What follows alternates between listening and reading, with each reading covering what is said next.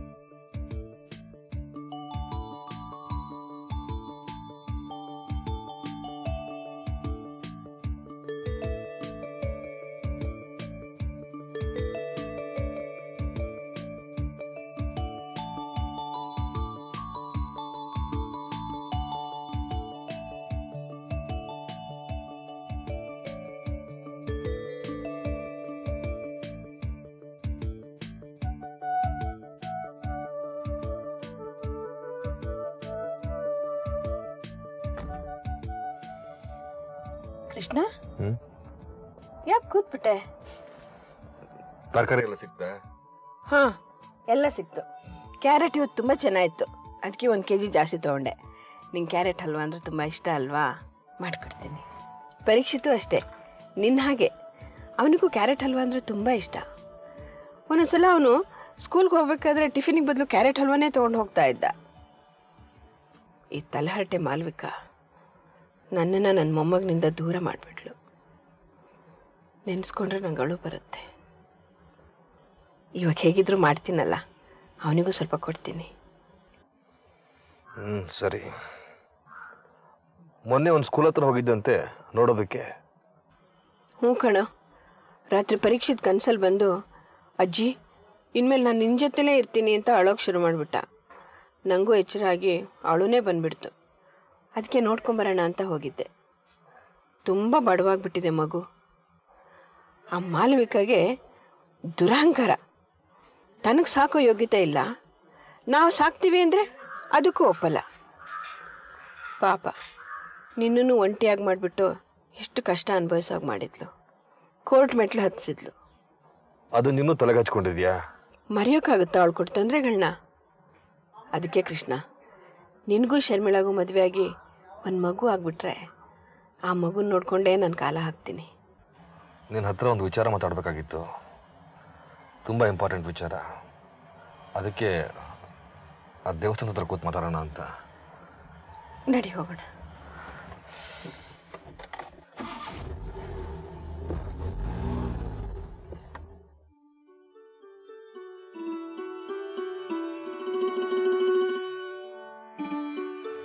ಏನೋ ಮಾತಾಡಬೇಕು ಅಂದೆಲ್ಲ? ಅಮ್ಮ, ಶರ್ಮಿಳನ ಮದುವೆ ಆಗಬಾರ್ದು ಅಂತ ತೀರ್ಮಾನ ಮಾಡಿದ್ದೀನಿ. ಯಾಕೋ? ನನ್ನ ನಿನ್ನ ದೂರ ಮಾಡಬೇಕು ನೋಡ್ತಾ ಇದ್ದಾರೆ ವಾಸುಮಮ್ಮ. ಈ ಮದುವೆ ಮಾಡಿ. ಅದು ಹೇಗೆ? ಡ್ರಾಫ್ಟ್ ನೋಡು. ಏನಿದು? ಇದೇ ವಿಷಯ ಮಾತಾಡಬೇಕು ಅಂತ ಟ್ರೈ ಮಾಡ್ತಾ ಇದ್ದೀನಿ 3 ದಿವಸದಿಂದ. ಆದರೆ ಹೇಗೆ ಹೇಳಬೇಕು ಗೊತ್ತಾಗ್ತಾ ಇಲ್ಲ. ಹೇಳಿದ್ರೆ ಸುಮ್ಮನೆ ತಲೆ ಹಚ್ಕೊಂಡು ಕೊರಗ್ತೀಯ. ನೀನೇ ತೆಗೆದು ನೋಡು. ಗಿಫ್ಟ್ ಇಡು. ಯಾಕೆ ಗಿಫ್ಟ್ ಇಡು? ವಾಸುಮಮ್ಮ ಇದೇ ಊರಲ್ಲಿ ಒಂದು ಬಿಲ್ಡಿಂಗ್ ಕಟ್ಸಿದ್ದಾರೆ. ಅದು ನನಗೆ ಎಂಗೇಜ್ಮೆಂಟ್ ಗಿಫ್ಟ್ ಅಂತ ಗಿಫ್ಟಿಗೆ ಡ್ರಾಫ್ಟ್ ಮಾಡಿ ಶರ್ಮಿಳ ಹತ್ರ ಕಳಿಸಿದ್ರು. ಅದೇ ಇದು. ಅದಕ್ಕೆ ಯಾಕೋ ಇಷ್ಟೊಂದು ಬೇಜಾರು ಮಾಡ್ಕೊಳ್ತೀಯಾ? ನೋಡು, ವಾಸುಮಾಮ ಎಷ್ಟು ಒಳ್ಳೆಯವರು. ನಿನ್ನ ಮೇಲೆ ಬಂದಿರೋ ಪೆನಾಲ್ಟಿಗೆ 50 ಲಕ್ಷ ಕೊಟ್ಟರು. ಈಗ ಎಂಗೇಜ್ಮೆಂಟ್ ಗಿಫ್ಟು ಅಂತ ಮನೇನೂ ಕೊಡ್ತಾ ಇದ್ದಾರೆ. ಅದು RR ಎಕ್ಸ್ಟೆನ್ಷನಲ್ಲಿ 120/100 ಸೈಟು. ಬೇಡಮ್ಮ, ನನಗೆ ಇಷ್ಟ ಆಗ್ತಾ ಇಲ್ಲ. ಆ ಗಿಫ್ಟ್ ನನಗೆ ಬೇಡ. ಯಾಕೋ? ಮದುವೆ ಆಗೋ ಗಂಡುಗಳು ಏನೇನೋ ಡಿಮಾಂಡ್ ಮಾಡ್ತಾರೆ. ಅಂಥದ್ರಲ್ಲಿ ಅವರಾಗೆ ನಿನಗೆ ಇಷ್ಟೊಳ್ಳೆ ಮನೇನ ಗಿಫ್ಟ್ ಆಗಿ ಕೊಡ್ತಾ ಇದ್ದಾರೆ. ಬೇಡ ಅಂತೀಯಾ? ನಿಂಗೆ ಬುದ್ಧಿ ಇದೆಯಾ? ಅದು ಹಾಗಲ್ಲಮ್ಮ. ಆ ಮನೆ ಗಿಫ್ಟ್ ತೊಗೊಂಡ್ರೆ ನಾವು ಅಲ್ಲೇ ಹೋಗಿರ್ಬೇಕಂತೆ. ಅಲ್ಲೇ ಹೋಗಿದ್ರೆ ಆಯಿತು. ಈಗಿರೋ ಮನೆ ಬಾಡಿಗೆ ಕೊಟ್ಟು ಅಲ್ಲೇ ಹೋಗಿದ್ದು ಬಿಡೋಣ. ಇರೋದಕ್ಕೆ ಮನೆ ಮುಖ್ಯ ಅಲ್ಲ ಕಣೋ, ಇರೋ ರೀತಿ ಮುಖ್ಯ. ನಮ್ಮ ಯೋಗ್ಯತೆಗೆ ನಾವಲ್ಲಿದ್ದರೆ ಇನ್ನೂ ಒಳ್ಳೇದೇ ಅಲ್ವಾ?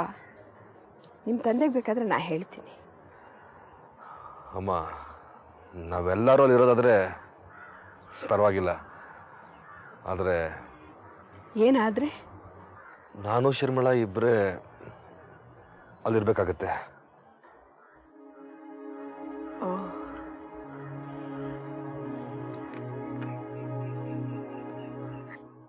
ಅದಕ್ಕೆ ನಾನು ಆ ಗಿಫ್ಟು ಬೇಡ, ಮದುವೆನೂ ಬೇಡ ಅಂದಿದ್ದು.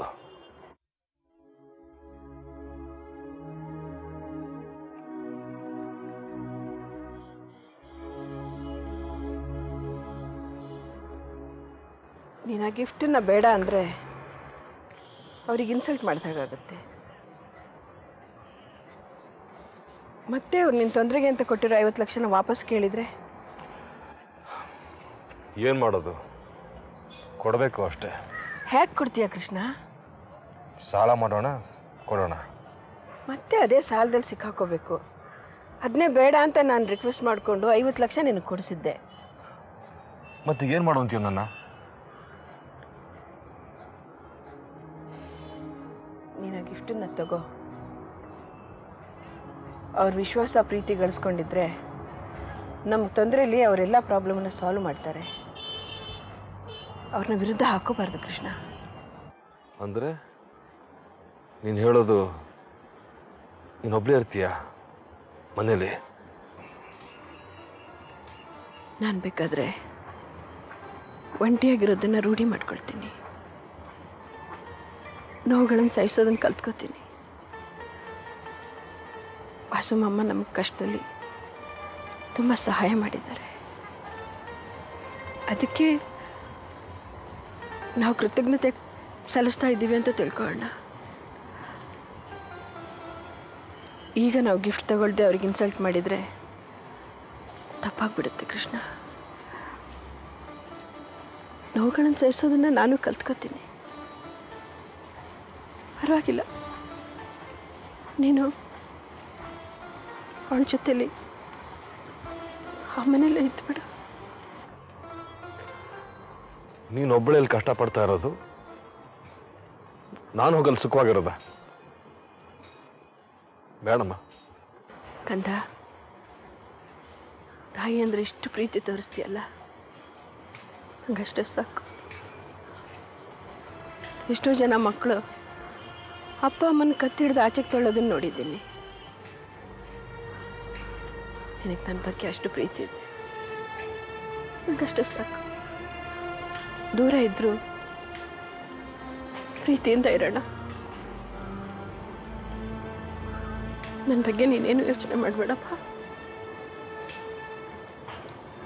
ಇವತ್ತಲ್ಲ ನಾಳೆ ನಿಮ್ಮ ಅಕ್ಕ ಶರ್ವಾಣಿ ಇಲ್ಲಿಗೆ ಬರ್ತಾಳೆ. ನಾನು ಅವಳ ಜೊತೆ ಇರ್ತೀನಿ. ಬಾಕಂತ ಹೋಗೋಣ.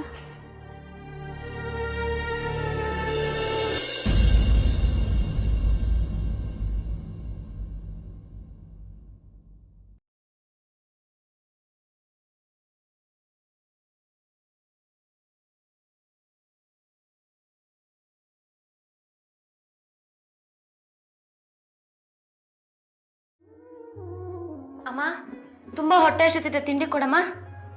ಅವನೆಲ್ಲಿ? ಅವನು ಡ್ರೆಸ್ ಮಾಡ್ಕೋತಾ ಇದ್ದಾನೆ. ಏನ್ ತಿಂಡಿ? ಉಪ್ಪಿಟ್ಟು. ಅವನು ಕರಿ. ಸರಿ. ಶ್ಯಾಮಾ, ತಿಂಡಿಗೆ ಬರ.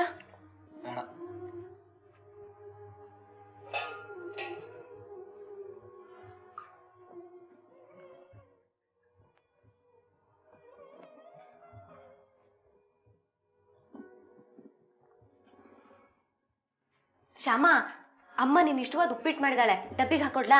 ಒಂದ್ಸಲಿ ಬೇಡ ಅಂತ ಅರ್ಥ ಆಗೋದಿಲ್ವಾ? ಶಾಮು, ಹೋಗ್ಲಿ ಬಿಡಮ್ಮ. ಏನೋ ಒಳ್ಳೇದ್ ಮಾಡಕ್ ಹೋದ್ರೆ ಹಿಂಗ ಆಡ್ತಾನೆ. ತಿಂಡಿಗೆ ಬಾರೋ ಅಂದ್ರೆ ಮೈ ಮೇಲೆ ಬೀಳ್ತಾನೆ. ನೀನ್ ನನಗೆ ಕೊಡಮ್ಮ.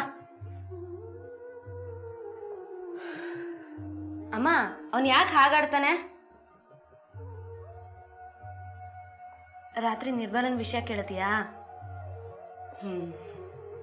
ಕಮಲು, ಬಂದೆ. ನೀನೇ ಬಡಿಸ್ಕೊಳಮ್ಮ.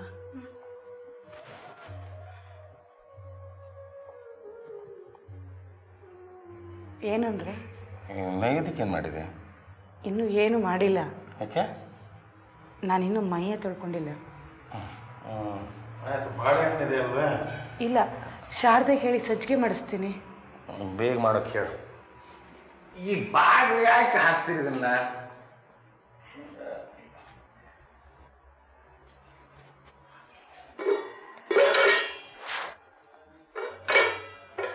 ಶಾರದಾ, ನೈವೇದ್ಯಕ್ಕೆ ಒಂದು ಸ್ವಲ್ಪ ಸಜ್ಜಿಗೆ ಮಾಡಿಕೊಡ್ತೀಯಮ್ಮ? ಮಾಡ್ಕೊಡ್ತೀನಮ್ಮ. ನಮ್ಮ ಮೈ ತೊಳ್ಕೊಂಡು ಬರ್ತೀನಿ. ಶ್ರೀಲಕ್ಷ್ಮಿಗೂ ತಿಂಡಿ ತಗೊಳಕ್ಕೆ ಹೇಳು. ಅಮ್ಮ, ರಾತ್ರಿ ಊಟ ಮಾಡಿಲ್ಲ. ನೆನ್ನೆ ಎಲ್ಲ ಹುಷಾರಿಲ್ಲ ಅಂತ ಇದ್ದೆ. ಒಂದು ಸ್ವಲ್ಪ ಏನಾರ ತಿನ್ಕೊಂಡು ಹೋಗ್ಬಾರ್ದಾ? ಮತ್ತೆ ತಲೆ ತಿರುಗಿ ಬರುತ್ತೆ. ಬಂತು ಬಿಡು.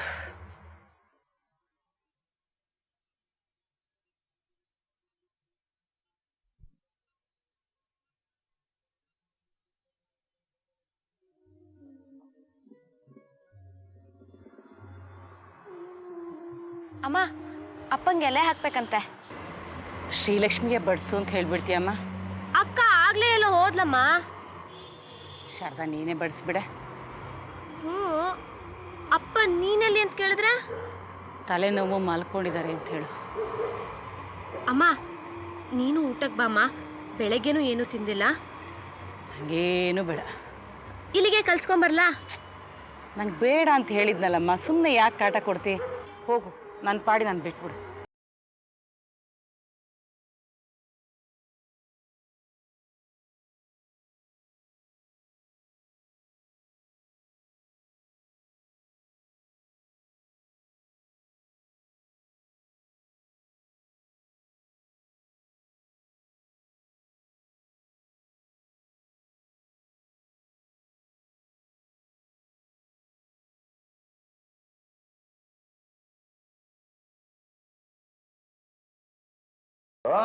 ಹೀಗೆ ಮಲ್ಕೊಂಡ್ಬಿಟ್ಟಿದೆ. ತಲೆ ಸಿಡ್ತ ನಿಲ್ಲಿಲ್ವೇನು? ಇಲ್ಲ ಅಂದರೆ ಆ ಡಾಕ್ಟ್ರ್ ಹತ್ರ ಇನ್ನೊಂದ್ಸರಿ ಹೋಗಿ ಬರ್ಬಾರ್ದಾಗಿತ್ತೆ? ಅಯ್ಯೋ, ಮತ್ತದೇ ಮಾತ್ರೆ, ಅದೇ ಔಷಧಿ ಕೊಡ್ತಾರೆ. ಹಾಗೆ ಅಂದ್ಕೊಂಡು ಸುಮ್ಮನೆ ಇರೋಕ್ಕಾಗುತ್ತೆ? ಆ ಮತ್ತೂರಿನಲ್ಲಿ ಒಂದು ಚೂರ್ಣ ಕೊಟ್ಟಿದ್ರಲ್ಲ ನಿಮಗೆ, ಅದರೊಳಗೆ ಸ್ವಲ್ಪ ಉಳಿದಿದೆ, ಕೊಡ್ಲೇನಾ? ಆ ಜ್ವರಕ್ಕಲ್ವೇ. ನಿಮ್ದು ಊಟ ಐತೆ? ನಂದು ಊಟ ಆಯಿತು. ನೀನು ಇನ್ನೂ ಊಟ ಮಾಡಿಲ್ವಂತೆ? ಏನು ತಿಂದರೂ ಹೊಟ್ಟೆ ತೊಳಸ್ಕೊಂಡು ವಾಂತಿ ಆಗೋಗಾಗತ್ತೆ. ನೋಡು, ಮದುವೆ ಇನ್ನೂ ಒಂದು ತಿಂಗಳಿದೆ ಅನ್ಬೇಕಾದ್ರೆ ಸಂಭ್ರಮದಿಂದ ಓಡಾಡಿದ್ದೆ. ಮದುವೆ ದಿನ ಹತ್ತಿರ ಬರ್ತಿದೆ ಅನ್ಬೇಕಾದ್ರೆ ಈ ಥರ ಮಲ್ಕೊಂಬಿಟ್ಟಿದೆ. ಬೇಗ ಹುಷಾರಾಗಿ ಚುರುಕಾಗಿ ಓಡಾಡ್ಕೊಂಡು ಇರಬೇಕು. ಯಾರಿದ್ರೆಷ್ಟು ಬಿಟ್ರೆಷ್ಟು ನಡೆಯೋದೆಲ್ಲ ನಡ್ಕೊಂಡು ಹೋಗ್ತಾ ಇರುತ್ತೆ. ಯಾಕೆ ಭಾಳ ನಿರಾಸೆಯಾಗಿ ಮಾತಾಡ್ತಿದೆ? ಯಾವುದ್ರ ಬಗ್ಗೆನೂ ಆಸೆನೇ ಇಟ್ಕೋಬಾರ್ದು ಅಂದರೆ. ಚೆನ್ನಾಗಿ ಹೇಳಿದೆ. ಮನುಷ್ಯ ಅಂದಮೇಲೆ ಆಸೆ ಇಲ್ಲದೆ ಇರುತ್ತೆ. ಆಸೆ ಪಡಬೇಕು, ದುಃಖ ಅನುಭವಿಸ್ಬೇಕು. ಆಸೆ ಪಡಬೇಕು, ದುಃಖ ಅನುಭವಿಸ್ಬೇಕು. ಹೀಗೆ ನಡ್ಕೊಂಡು ಹೋಗ್ತಿರೋದಿದ್ದು. ಒಂದು ಕೆಲಸ ಮಾಡು. ಈಗ ಒಂದು ಸ್ವಲ್ಪ ಹೊತ್ತು ಮಲಕ್ಕೊಂಡು ಹಿತ ಅನಿಸಿದ ಮೇಲೆ ಒಂದು ಸ್ವಲ್ಪ ಏನಾದ್ರು ಹೊಟ್ಟೆಗೆ ಹಾಕೋ, ಶಕ್ತಿ ಬರುತ್ತೆ.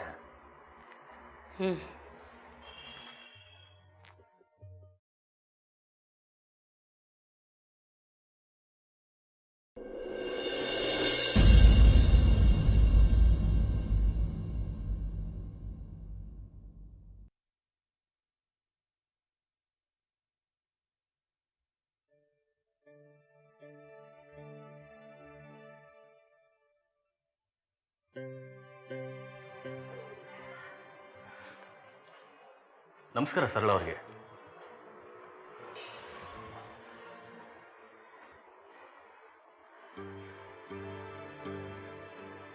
ನಮಸ್ಕಾರ ಇನ್ಸ್ಪೆಕ್ಟ್ರೆ. ಸಾರಿ, ಇಂಥ ಸಮಯದಲ್ಲಿ ಬಂದು ತೊಂದರೆ ಕೊಡ್ತಾ ಇದ್ದೀನಿ. ನಿಮ್ಮ ಹಸ್ಬೆಂಡ್ ಹೋಗಿದ್ರ ಬಗ್ಗೆ ಅಳ್ಬೇಡಿ, ಧೈರ್ಯ ತಂದ್ಕೊಳ್ಳಿ. ನಾನು ಹೇಗೋ ಸಮಾಧಾನ ತಂದ್ಕೋತೀನಿ, ಧೈರ್ಯನೂ ತಂದ್ಕೋತೀನಿ. ಆದರೆ ನಮ್ಮ ಅತ್ತೆ ವಿಷಯ ಹೇಳಿ, ಹೋದ ವರ್ಷ ಒಬ್ಬ ಮಗ, ಈಗ ಇವರು. ಅವ್ರ ಬಗ್ಗೆ ತುಂಬ ಬೇಜಾರಾಗುತ್ತೆ. ಇದಾರಾ? ಇಲ್ಲ, ಮಗಳ ಮನೆಯಲ್ಲೇ ಇದ್ದಾರೆ. ಇಲ್ಲಿದ್ರೆ ದುಃಖ ಜಾಸ್ತಿ ಆಗುತ್ತೆ ಅಂತ. ನೆಮ್ಮದಿಯಿಂದ ಬದುಕೋದಕ್ಕೆ ದೇವರು ಕೆಲವು ಸೂತ್ರಗಳನ್ನು ಕೊಟ್ಟಿರ್ತಾನೆ. ಆದರೆ ಆಸೆಗೆ ಬಿದ್ದು ಮನುಷ್ಯ ಆ ಸೂತ್ರಗಳನ್ನ ಮುರಿತಾನೆ. ಆಗ ಅವನು ಮಾತ್ರ ಅಲ್ಲ, ಅವನ ಸುತ್ತ ಇರೋ ಎಲ್ರಿಗೂ ನೆಮ್ಮದಿ ಹೊರಟೋಗುತ್ತೆ. ಇದೆಲ್ಲ ನನಗೆ ಯಾಕೆ ಹೇಳ್ತಾ ಇದ್ದೀರಾ? ಎಲ್ಲೋ ಓದಿದ ನೆನಪು ಬಂತು, ಹೇಳಿದೆ ಅಷ್ಟೇ. ನಾನು ನಿಮ್ಮನ್ನು ಕೆಲವು ಪ್ರಶ್ನೆಗಳನ್ನು ಕೇಳಬೇಕಾಗಿತ್ತು. ಇಂಥ ಸಮಯದಲ್ಲಿ ತೊಂದರೆ ಕೊಡಬಾರ್ದು, ಆದರೆ ಅನಿವಾರ್ಯ. ಇವರು ಮಿಸ್ಟರ್ ಚಂದ್ರೇಗೌಡ, ಯಲ್ಲಾಪುರದ ಪೊಲೀಸ್ ಇನ್ಸ್ಪೆಕ್ಟರ್. ನಮಸ್ಕಾರ. ಇವ್ರ ಜೊತೆಲಿ ನನ್ನನ್ನು ನಿಮ್ಮ ಹಸ್ಬೆಂಡ್ ಡೆತ್ ಕೇಸ್ನಲ್ಲಿ ಕೋ ಇನ್ವೆಸ್ಟಿಗೇಟಿಂಗ್ ಆಫೀಸರ್ ಮಾಡಿದ್ದಾರೆ. ಕೂತ್ಕೊಳ್ಳಿ.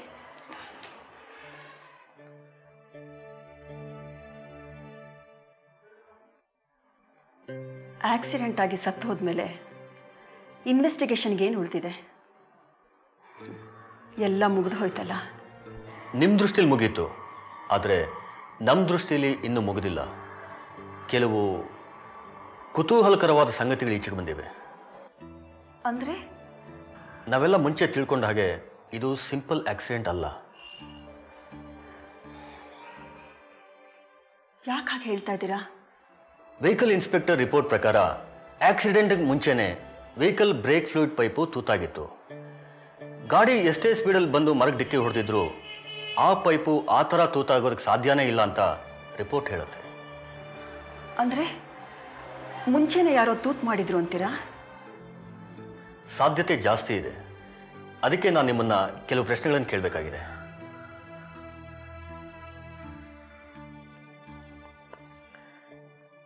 ಇಡೀ ಟ್ರಿಪ್ಪನ್ನು ಪ್ಲಾನ್ ಮಾಡಿದವರು ಯಾರು? ದಾಕ್ಷಾಯಿಣಿ. ಅವಳ ಮಗುಗೆ ಯಾವಾಗಲೂ ಜ್ವರ ಬಿಟ್ಟು ಬಿಟ್ಟು ಬರ್ತಾ ಇತ್ತು. ಅದಕ್ಕೆ ಯಲ್ಲಾಪುರದ ಮನೆ ದೇವ್ರಿಗೆ ಹರಕೆ ಹೊತ್ಕೊಂಡ್ರೆ ಸರಿ ಹೋಗುತ್ತೆ ಅಂತ ಯಾರೋ ಬೈರಾಗಿ ಹೇಳಿದ್ರಂತೆ. ಅದಕ್ಕೆ ದಾಕ್ಷಾಯಿಣಿ ಹೋಗೋಣ ಹೋಗೋಣ ಅಂತ ಪ್ಲಾನ್ ಮಾಡಿದ್ಲು. ಆ ವೆಹಿಕಲ್ನ ಯಾರ ಹತ್ರ ಇಸ್ಕೊಂಡು ಬಂದರು? ಯಾರ್ದೋ ಫ್ರೆಂಡು ಅಂತ ಹೇಳಿದ್ರಂತೆ. ಆದರೆ ಆ ಫ್ರೆಂಡ್ ಯಾರೋ ಆ ವೆಹಿಕಲ್ನ ಕ್ಲೈಮ್ ಮಾಡೋಕ್ಕೆ ಬಂದಿಲ್ಲ. ಡಾಕ್ಯುಮೆಂಟ್ಸಲ್ಲಿ ಹೆಸರು ಅಡ್ರೆಸ್ ಇದೆ, ಆದರೆ ಅದೆಲ್ಲ ಬರೀ ಸುಳ್ಳು. ನಂಗೆ ಗೊತ್ತಿಲ್ಲ. ದಾಕ್ಷಾಯಿಣಿ ಕಾರಲ್ಲೇನೆ ಹೋಗೋದು ಅಂತ ಮುಂಚೆ ತೀರ್ಮಾನ ಆಗಿತ್ತು. ಯೋಚಿಸ್ತಾ ಈ ಕೇಸು ಕಾಂಪ್ಲಿಕೇಟೆಡ್ ಆಗ್ತಾ ಇದೆ. ದೇವ್ರ ಪೂಜೆ ಕಾರಲ್ಲಿ ಕೊಟ್ಟು ಬಂದು ಬಸ್ಸಲ್ಲಿ ಹೋಗ್ತೀನಿ ಅಂತೇಳಿ ಸದಾನಂದ್ ಕಾರಲ್ಲಿ ಹೋಗಿದ್ದಾರೆ. ಯಾಕೆ? ದಾಕ್ಷಾಯಿಣಿ ಅವ್ರ ಕಾರ್ ಬೇಡ ಅಂತ ಹೇಳಿ ಡಾಕ್ಯುಮೆಂಟ್ಸ್ ಇಲ್ಲದೆ ಇರೋ ಬೇರೆ ಯಾವುದೋ ಕಾರನ್ನು ತಂದಿದ್ದಾರೆ. ಯಾಕೆ? ಸಾಮಾನ್ಯವಾಗಿ ಇಂಥ ಟ್ರಿಪ್ಪಲ್ಲಿ ಅಂಥ ವ್ಯಾನ್ ಥರ ಇರೋ ದೊಡ್ಡ ಕಾರನ್ನು ತೊಗೊಂಡು ಹೋದಾಗ ಯಾರು ತಾವೇ ಡ್ರೈವ್ ಮಾಡ್ಕೊಂಡು ಹೋಗೋದಿಲ್ಲ, ಡ್ರೈವರ್ನ ಕರ್ಕೊಂಡು ಹೋಗ್ತಾರೆ. ಆದರೆ ಸದಾನಂದ್ ತಾವೇ ಡ್ರೈವ್ ಮಾಡ್ಕೊಂಡು ಹೋಗಿದ್ದಾರೆ. ಯಾಕೆ? ಅದು ಡ್ರೈವರು ರಜಾ ಹಾಕ್ಬಿಟ್ಟಿದ್ನಲ್ಲ, ಅವ್ರ ಸಾವು ಅವ್ರನ್ನ ಆ ರೀತಿ ಕರೆದಿತ್ತು. ಎಲ್ಲ ನನ್ನ ಕರ್ಮ. ಡ್ರೈವರ್ ಸಿಕ್ಲಿಲ್ಲ ಅನ್ನೋದು ತುಂಬಾ ಅನ್ಯಾಚುರಲ್ ಆಗಿ ಕಾಣುತ್ತೆ. ಆ ಕಾರಣ ಡ್ರೈವರ್ ರಜಾ ಹಾಕಿರ್ಬೋದು, ಆದರೆ ಬೇರೆ ಡ್ರೈವರನ್ನು ಕರ್ಸ್ಬೋದಾಗಿತ್ತಲ್ಲ. ಸದಾನಂದ್ ಚೀಫ್ ಇಂಜಿನಿಯರ್ ಆಗಿದ್ದವರು, ಡ್ರೈವರನ್ನು ಕರ್ಸೋ ಕಷ್ಟ ಆಗಿತ್ತಾ? 100 ಜನ ಡ್ರೈವರ್ಸ್ ಬಂದಿರೋರು. ಹೋಗ್ಲಿ ಬಿಡಿ ಇನ್ಸ್ಪೆಕ್ಟ್ರೆ, ಈಗ ಯಾಕದೆಲ್ಲ? ನಾವು ಬಿಡ್ಬೋದು, ಆದರೆ ಅಫಿಷಿಯಲ್ ಆಗಿ ಫೈಲ್ ಕ್ಲೋಸ್ ಆಗೋದಿಲ್ಲ. ಬರೀ ಆಕ್ಸಿಡೆಂಟ್ ಆಗಿದ್ದಿದ್ರೆ, ಆಕ್ಸಿಡೆಂಟ್ ರಿಪೋರ್ಟ್ ಹಾಕಿದ್ದಿದ್ರೆ ಮುಗ್ದೋಗಿರ್ತಿತ್ತು. ಆದರೆ ಈಗಿದು ಬರೀ ಆಕ್ಸಿಡೆಂಟಾಗಿ ಉಳಿದಿಲ್ಲ. ಇಲ್ಲಿ ಯಾರನ್ನೋ ಕೊಲ್ಲೋದಕ್ಕೆ ಪ್ರಯತ್ನ ಪಟ್ಟಿದ್ದಾರೆ. ಅಂದರೆ ನಂಗೆ ಅರ್ಥ ಆಗಲಿಲ್ಲ. ಸಿಕ್ಕಿರೋ ಫ್ಯಾಕ್ಟ್ಸ್ನೆಲ್ಲ ಇಟ್ಕೊಂಡು ನೋಡಿದ್ರೆ ಸದಾನಂದ್ ಅವರು ಅಲ್ಲಿದ್ದ ಬೇರೆಯವರನ್ನ ಆಕ್ಸಿಡೆಂಟ್ ಮೂಲಕ ಕೊಲ್ಲೋದಕ್ಕೆ ಪ್ರಯತ್ನ ಪಟ್ಟಿದ್ದಾರೆ. ಇಂಪಾಸಿಬಲ್. ನನ್ನ ಗಂಡ ಈಗ ಸತ್ತೋಗಿದ್ದಾರೆ. ಅವ್ರ ಬಗ್ಗೆ ಇಂಥ ಟೈಮ್ನಲ್ಲಿ ಈ ಥರ ಮಾತಾಡೋಕ್ಕೆ ನಾಚಿಕೆ ಆಗೋದಿಲ್ಲ? ನಾಚಿಕೆ ಅಲ್ಲ ಮೇಡಮ್, ಸತ್ತೋರ ಬಗ್ಗೆ ಈ ಥರ ಮಾತಾಡ್ತಿರೋದಕ್ಕೆ ದುಃಖ ಆಗುತ್ತೆ. ಆದರೆ ಪೊಲೀಸ್ ಇನ್ಸ್ಪೆಕ್ಟರ್ ಆಗಿ ಇರೋ ಸತ್ಯನ ಹೇಳಬೇಕಾಗತ್ತೆ, ಆ ಥರ ರಿಪೋರ್ಟು ಹಾಕಬೇಕಾಗತ್ತೆ. ಅದಕ್ಕೆ ಮುಂಚೆ ನಾನು ನಿಮ್ಮನ್ನು ಕೆಲವು ಪ್ರಶ್ನೆಗಳನ್ನು ಕೇಳಬೇಕಾಗಿದೆ. ಸಾರಿ ತೊಂದರೆ ಕೊಡ್ತಾ ಇರೋದಕ್ಕೆ. ಹಾಗಾದರೆ ನನ್ನ ಹಸ್ಬೆಂಡೇ ಮರ್ಡ್ರ್ ಮಾಡೋಕ್ಕೆ ಟ್ರೈ ಮಾಡಿದ್ರು ಅಂತ ರಿಪೋರ್ಟ್ನಲ್ಲಿ ಬರೀತೀರಾ? ಹಾಗೆ ಅನಿಸುತ್ತೆ. ನಂಗೊಂದು 2 ನಿಮಿಷ ಟೈಮ್ ಕೊಡೋಕ್ಕಾಗತ್ತಾ? ನಾನೊಂದು ಅರ್ಜೆಂಟ್ ಫೋನ್ ಮಾಡಬೇಕು. ಮಿನಿಸ್ಟರ್ ಪಾಟೀಲ್ ನಿಮಗೆ ಗೊತ್ತಿರಬೇಕಲ್ಲ, ನನ್ನ ಸೋದರ ಮಾವ ಅವರು. ಗೊತ್ತು. ಅವರಿಗೆ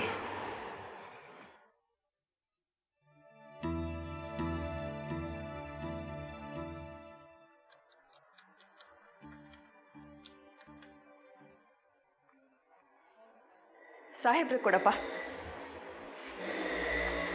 ಮಾವ, ನಾನು ಸರಳ ಮಾತಾಡ್ತಿರೋದು. ಹಾಂ, ಇಲ್ಲಿ ಇನ್ಸ್ಪೆಕ್ಟರ್ ಶಾಂತಕುಮಾರ್ ಬಂದಿದ್ದಾರೆ.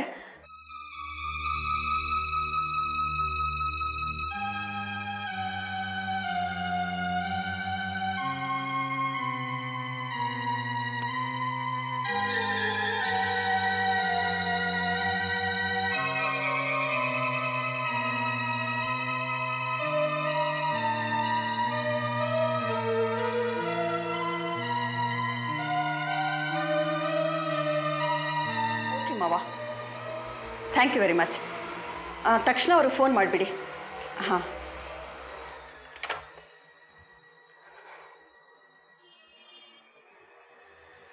ಈಗ ನಾನೊಂದು ಕಂಪ್ಲೇಂಟ್ ಬರ್ಕೊಡ್ತೀನಿ. ಅದಾದಮೇಲೆ ನೀವು ಯಾವ ಪ್ರಶ್ನೆಗಳು ಬೇಕಾದ್ರೂ ಕೇಳ್ಬೋದು. ಏನು ಕಂಪ್ಲೇಂಟು? ಸದಾನಂದ್ ಅವರು ಡ್ರೈವ್ ಮಾಡ್ತಿದ್ದ ಕಾರ್ಗೆ ಬ್ರೇಕ್ ಫ್ಲೂಯಿಡ್ ಪೈಪ್ ತೂತು ಮಾಡಿ ಶ್ರೀಧರ ಸದಾನಂದ್ ಅವ್ರನ್ನ ಕೊಲೆ ಮಾಡಿದ್ದಾರೆ. ಇದಕ್ಕೆ ದಾಕ್ಷಾಯಿಣಿ ಮಾಳವಿಕಾ ಇಬ್ಬರು ಶಾಮೀಲಾಗಿದ್ದಾರೆ. ಇವ್ರ ಬಗ್ಗೆ ಕ್ರಮ ತಗೊಳ್ಳಿ ಅಂದ್ಬಿಟ್ಟು ಕಂಪ್ಲೇಂಟ್ ಬರೀತಾ ಇದ್ದೀನಿ. ನನ್ನ ಹಸ್ಬೆಂಡ್ ಹೆಸರು ಕೆಡಕ್ಕೆ ನಾನು ಬಿಡೋದಿಲ್ಲ.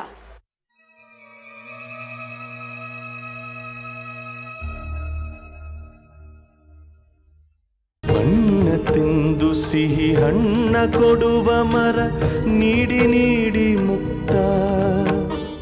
ಮಧುಸೂದನ್ಗೂ ಕಲ್ಯಾಣಿಗೂ ನೀವು ಮದುವೆ ಮಾಡಬೇಕು ಅಂತ ಹೊಂಚಾಗ್ತಿರೋದು ನನಗೆ ಗೊತ್ತು.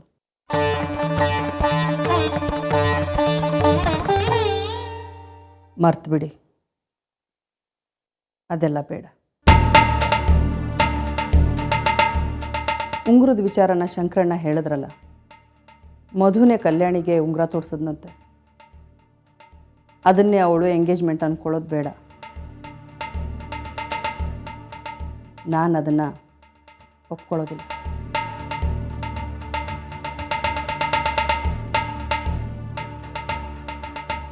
ಕಲ್ಯಾಣಿಗೆ ಬುದ್ಧಿ ಹೇಳು, ಇದೆಲ್ಲ ಬೇಡ ಅಂತ. ನನ್ನ ಜೀವ ಇರೋವರೆಗೂ ನಾನು ಈ ಮದುವೆಗೆ ಒಪ್ಪೋದಿಲ್ಲ. ಒಂದು ಪಕ್ಷ ನನ್ನ ಮಾತು ಮೀರಿ ಮದುವೆ ನಡೆದ್ರೆ ಕಲ್ಯಾಣಿ ನನ್ನ ಸೊಸೆನೂ ಅಲ್ಲ, ಮಧು ನನ್ನ ಮಗನೂ ಅಲ್ಲ.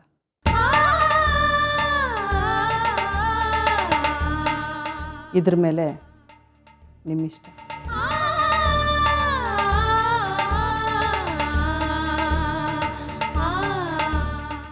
ಬಣ್ಣ ತಿಂದು ಸಿಹಿ ಹಣ್ಣ ಕೊಡುವ ಮರ ನೀಡಿ ನೀಡಿ ಮುಕ್ತ.